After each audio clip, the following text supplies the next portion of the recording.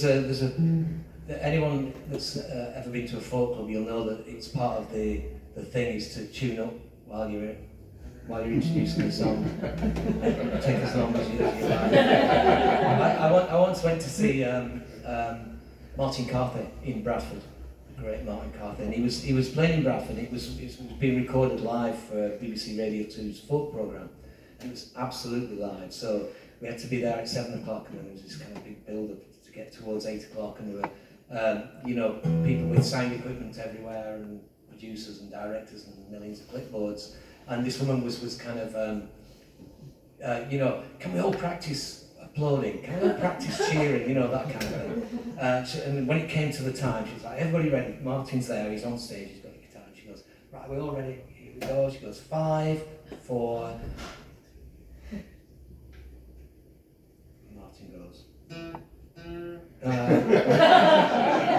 a little bit out of tune, we'll just sort this out. And he did it for about a minute, he cheered up. And it was brilliant, it was a gorgeous moment, because the woman was like, fantastic. I want to talk a little bit about music, because when I first went to secondary school, I remember going to my first English literature class, and it was taken by this teacher called Bob Cryer.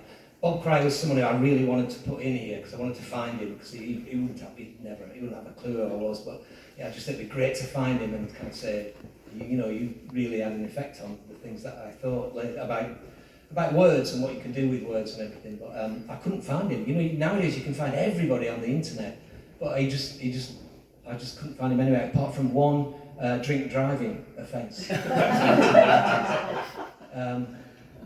But on the very first lesson that we went into his classroom, he said he looked like a kind of very small Elton John, and he had a blue velvet suit, so it was already a bit strange. But he said, right, today we're going to do poetry, and everybody went, oh.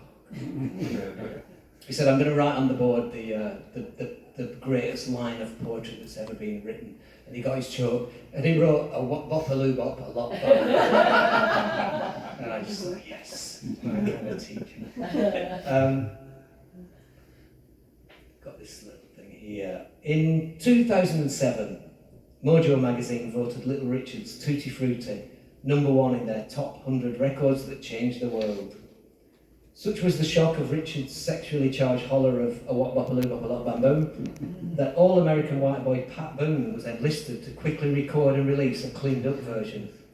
Little Richard's first unrecorded version of the song centred around homosexual sex. These were the lyrics to it. Tutti frutti, good booty. If it don't fit, don't force it. You can grease it, make it easy. That wasn't going to get in the charts.